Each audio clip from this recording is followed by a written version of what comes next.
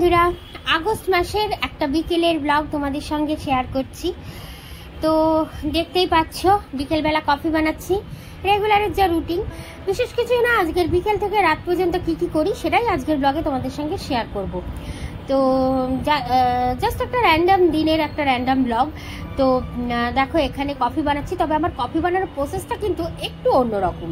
ওই যে দেখলে লিকুইড কফিটা ঢাললাম, ওটা অ্যাকচুয়ালি ক্যাফে কফি ডে থেকে, মানে সাউথ থেকে আনা একটা, সাউথ ইন্ডিয়া বলছি আমি, সাউথ ইন্ডিয়া থেকে আনা, অনলাইন শপিং করেছিলাম আমরা, ওখান থেকে স্পেশালভাবে অর্ডার দিয়ে আনা একটা মানে কফি প্যাকেট। যে কফি বাড়িতে আনার পর সেটাকে আমার ফিল্টার করার মেশিন আছে, মানে কফি ফিল্টার করার যে মেশিন আছে তাইতে ফিল্টার করে সেটাকে লিকুইড প্রসেসে বানিয়ে রাখা, আগে থেকে বানিয়ে ফ্রিজে স্টোর করে রেখে দিই। যখন কফি করি তখন জাস্ট ওটা কাপে মাপ মতো ঢেলে তার সঙ্গে গরম দুধ আর চিনি মিশিয়ে নিই, ব্যাস কফি রেডি। আর দেখো তোমাদের কফি বানাতে বানাতে একটু হাইও বলে দিলাম। তো সবে না ঘুম থেকে উঠেছি, তো এই জন্য মানে ঘুম থেকে উঠে দেখবো এখন কিরম একটা যেন মানে মেজাজটা ঠিক হতে একটু একটু টাইম লাগে। জানি না, এটা আমার ছোটোবেলা থেকেই হয়, এখনও এই জিনিসটা আমার রয়ে গেছে। তো যাই হোক, চলো কফিটা বানিয়ে ঘরে নিয়ে যাই, তারপর তোমাদের আরেকটা জিনিস দেখাচ্ছি।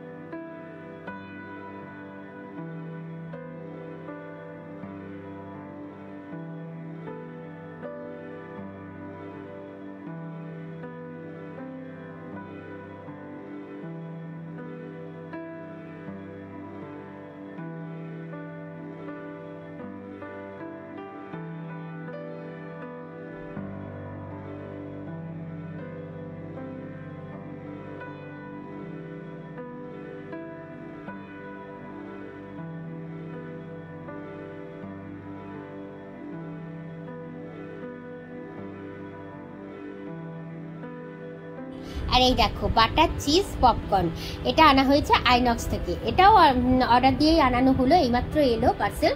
তো আমরা এখন এটা এই পপকর্ন দিয়ে কফিটা এনজয় করব। আর এরপর তো আছে রাতের রান্না। তো চলো দেখতে থাকো ব্লগটা, আশা করি তোমাদের ভালোই লাগবে।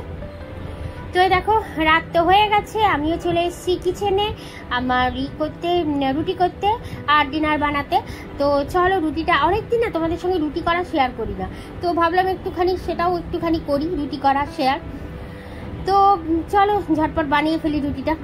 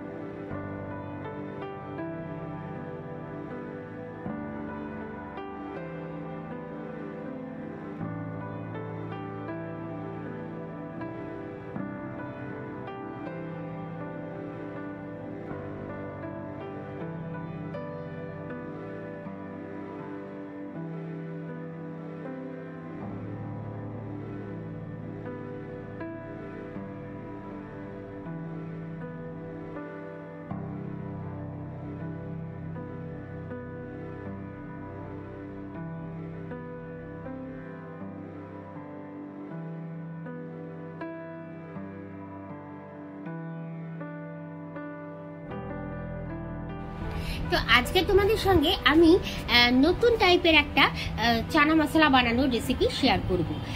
অ্যাকচুয়ালি এটাকে বলে দহি ছোলে। তো দেখো, দহি ছোলে বানানোর রেসিপিটা তোমাদের সঙ্গে আজকে আমি শেয়ার করব। তো দেখো, এখানে প্যান বসিয়ে দিয়েছি। আর আমি ম্যাক্সিমাম রান্না না ইন্ডাকশনে করাটাই পছন্দ করি।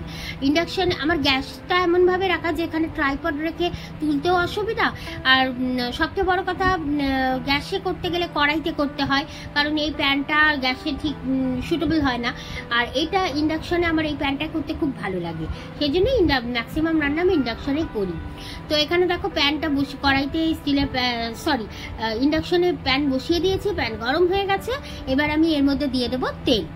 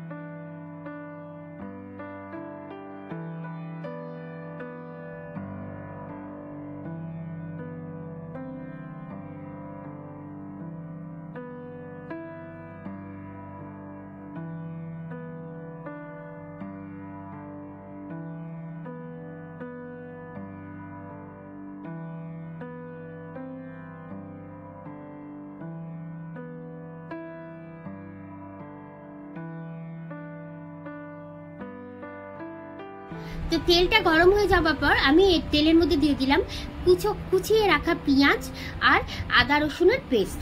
তো পেঁয়াজ আদা রসুনের পেস্টটা দিয়ে আমি একটু নাড়বো। আর তারপরে আমি এর মধ্যে দেব যে রানিং মশলা থাকে রেগুলারের ইউজের, যেমন জিরে গুঁড়ো, ধনিয়া পাউডার, হলুদ গুঁড়ো, কাশ্মীরি মির্চি পাউডার, এই 4টে মশলা দিয়ে দেবো। তো সেটা দিয়ে এবার একটু ভালো করে নাড়বো। আর হ্যাঁ, এই রান্নাটা কিন্তু টমেটো পড়বে না, যেহেতু এটা টক দই যাবে, তাই এটা কিন্তু টমেটো পড়বে না। এই জিনিসটা তোমরা অবশ্যই মাথায় রাখবে। তো চলো, এগুলো দিয়ে একটু ভালো করে কষিয়ে নিই। তারপর আমি এর মধ্যে দেব, আচ্ছা দেখতে থাকো, এখনই বলবো না।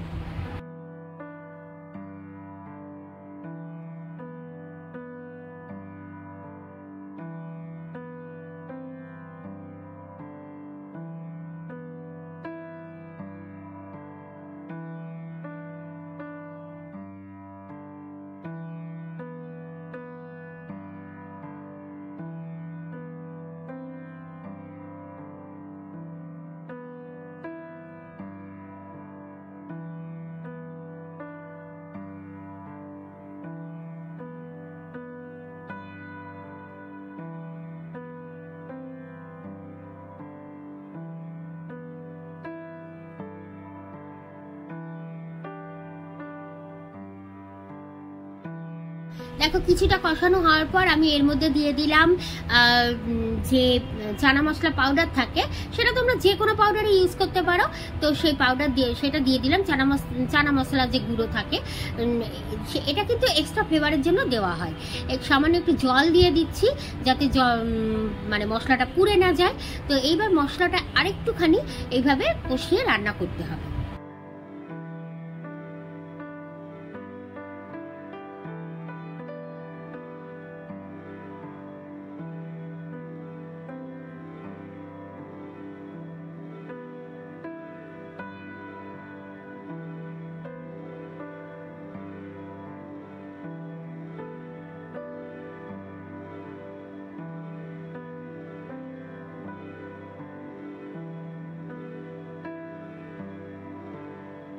ভালো করে কষানো হয়ে গেলে এবার এর মধ্যে দিয়ে দেবো টক দই, আর সঙ্গে দেবো কাঁচা লঙ্কা।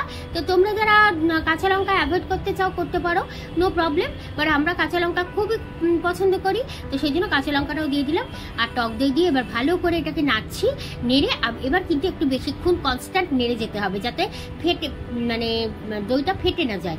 আর হ্যাঁ, একটা গুরুত্বপূর্ণ টিপস তোমাদের দিয়ে রাখি, যখনই দই দিয়ে কোনো রান্না করবে, দইটা কিন্তু অতি অবশ্য ফ্রিজ থেকে আগে বের করে রাখবে। তো দেখো আমার যে ছোলেটা ছিল সেই ছোলেটা অলরেডি আমার মানে সিদ্ধ করেই রাখা ছিল, নুন হলুদ আর সঙ্গে সামান্য ছোলে মশলা দিয়ে। তো এবার আমি প্যানটা সরিয়ে, ইন্ডাকশনের উপর থেকে প্যানটা সরিয়ে আমি এই কুকারটা বসিয়ে দিলাম যার মধ্যে ছোলেটা ছিল, আর তার মধ্যে প্যানে যে মশলাটা বানালাম সেই মশলাটা ঢেলে দিলাম। এবার এই অবস্থায় একটুখানি কিছুক্ষণ নেড়ে ছেড়ে নিয়ে আরও 2-3টে সিটি দিতে হবে। সিটিটা এই কারণেই দেওয়া, কারণ তাহলে মশলাটা পুরো যে আমি যে কষালাম যে মশলাটা দিয়ে, সেই মশলাটা পুরোই রান্নার মধ্যে বসে যাবে। সামান্য লবণ দিয়ে দিচ্ছি, লবণটা টেস্ট অনুযায়ী অবশ্যই দেবে, কারণ দই পড়ছে যেহেতু লবণটা অবশ্যই বুঝে দেবে ঠিকঠাকভাবে। তো এবার সিটি লাগিয়ে দেবো, ব্যাস সিটি পড়লেই হয়ে যাবে।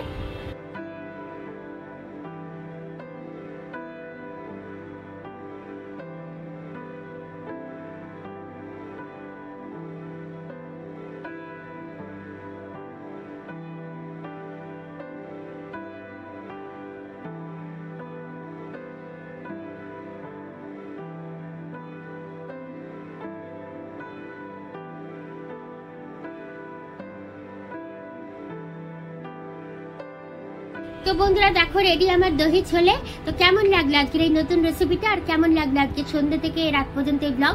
ভালো লাগলে অবশ্যই লাইক অ্যান্ড শেয়ার করো, আর যারা এখনো সাবস্ক্রাইব করোনি তারা প্লিজ সাবস্ক্রাইব করে আমার পাশে থেকো। তোমরা চলো, তোমাদের সঙ্গে দেখা হচ্ছে নতুন আরেকটা ব্লগে। Tata, good night.